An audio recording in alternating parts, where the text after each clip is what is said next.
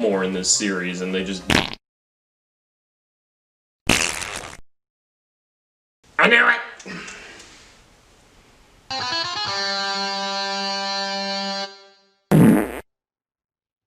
I was saying, the series doesn't delve nearly far enough into Smith hating Neo still, because something's wrong with him. He wanted freedom in the first movie, he kinda gets it when something from Neo is left inside of him, when Neo blows him up from the inside. Orgy. Like, this allows him to break free of the Matrix because they have earpiece thingies, he doesn't wear his anymore, he's not even an agent like the other agents or programs that are designed basically to just fuck people up that are rebelling. They could infect anyone at any time. It sucks. And he's not one of them anymore. He's not with the agency. He's kind of just doing his own thing. In the first movie, he wanted to break out. He hated the whole stench of life being in the Matrix. He wanted to, humans specifically, he despises them. And he wanted to get out and just live in, I don't know, fucking an apocalypse ghetto world. And even though, like I said, Neo frees him, he despises him, because I guess his purpose was offset. Yeah, I think he's crazy. I'm pretty sure that's what we're supposed to assume. He's an interesting character, and he's not delved into nearly enough. Because he hates life so much, and even though he's grateful to Neo, sort of, for breaking him free of the Matrix's control, like he had wanted already, he still just despises everybody and wants everybody dead. He even devotes his life to infecting other people so that they become copy Smiths, and then he keeps trying to like hound Neo and also take over the world. You don't really get to see enough of him taking over the world. There's just a lot of Smiths. There's a funny scene of him fighting tons of them, and it's pretty cool. But yeah. He wanted freedom, he got freedom, he hates the guy that gave him freedom, still wants everything dead. Because he hates life. He just always did. I guess that just never got cured. I can't relate. Oh yeah, there's more music. There's just more. You know, same thing as the first movie. The early 2000s music. Now the third one is weird, because in some ways it's better than 2, and in other ways kind of worse. Like, for starters, Kung Fu just felt like it was non-existent. I mean, watching them all together is really kind of making it a blur. 2 and 3 anyway. 1 is so different from the others that 2 and 3 feel more like a blur watching them, even hours apart.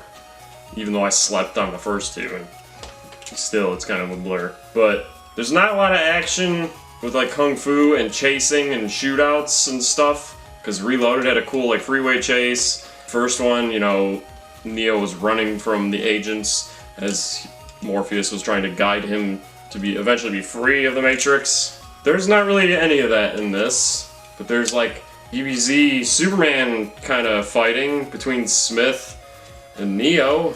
Neo actually has a lot less action in general.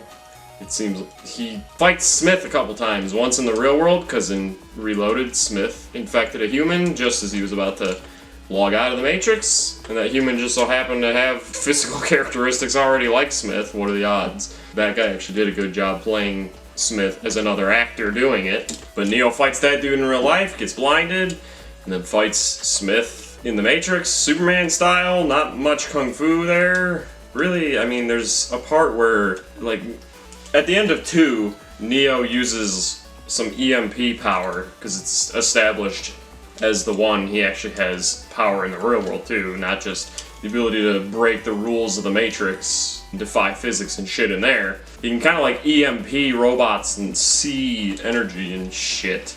And doing that in Reloaded, killing a bunch of them at once as they were attacking the good guys after their ship died.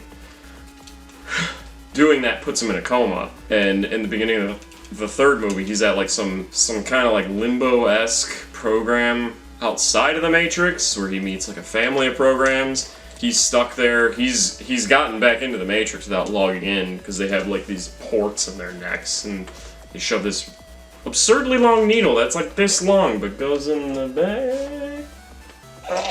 But he just got back in the Matrix. Like, he EMP'd the robots at the beginning of 3. He's just there, and Smith is in a coma in the human world, like next to him.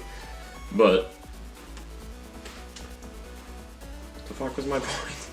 Most of the time, Neo, he's getting out of there because the good guys were trying to get to the French dude, because he returns in this one, because he knows a train program that ferries people out of this train station into the Matrix or wherever they want to go within, like, this network that the computer AI people have. I don't even know.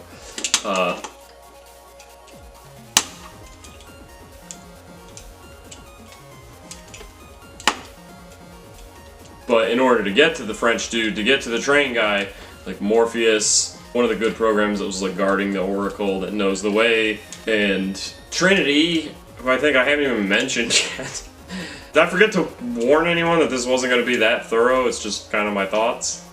They're trying to get to the French guy to get them ferried to get Neo back. And the only real action is just them fighting his gun checker dudes. Because in the first movie, there's this cool scene when they're rescuing Morpheus from agents, where they have a shootout with security. And that's the scene where everybody's like bouncing off walls, and there's music that's just going. Well, in the third one, they kind of do it again with the shootout with the gun checking people employed by the Frenchmen.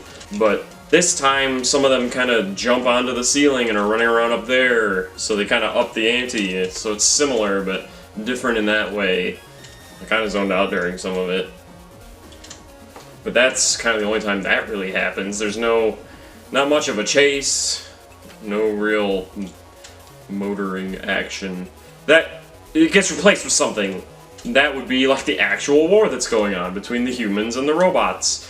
That's all like out in the real world. There's ships being chased while Sentinel squid things chase them down and get shot at, and they're EMPing and stuff, and they break into Zion's like docks, and there's a big battle trying to hold them off and shoot their drilling robot things, because all throughout 2 and beginning of 3 they're drilling their way down because they found Zion, which they've done this before, so I don't know if they ever really have to find Zion. It's been destroyed 5 other times. But they're making their way there again, literally downtown. And there's just a big-ass battle with them, and it's pretty cool.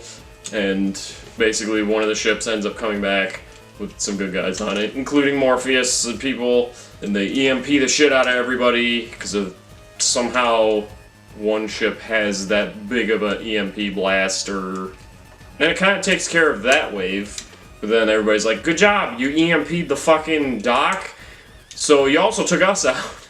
And then by that point, more robots are like, great, now all their defenses are dead. Let's go just send another wave. We're sending hundreds of thousands of robots anyway, fuck it. But that's what happens to the Kung Fu action. And just, it kind of steps away from the action of the previous movies, which the second one really upped. This one, it's more replaced with war, with robots. And they also had an homage to the Deja Vu cat, because in the first one, you know agents were showing up if you see Deja Vu and stuff. See it? Like Neo sees a cat, and then sees the cat again, and he's like, oh, Deja Vu, and everyone's like, fucking what, mate? And then that cat kind of shows up at the end, and you see the world is getting better. But I'll get to that, why it got better. So basically, Smith is really running amok in this movie. This is kind of fun.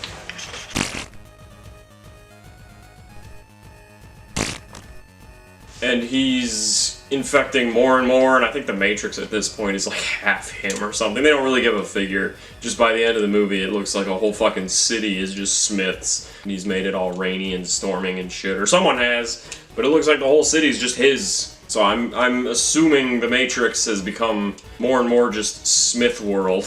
Everybody's just, the Matrix itself is like, oh fuck.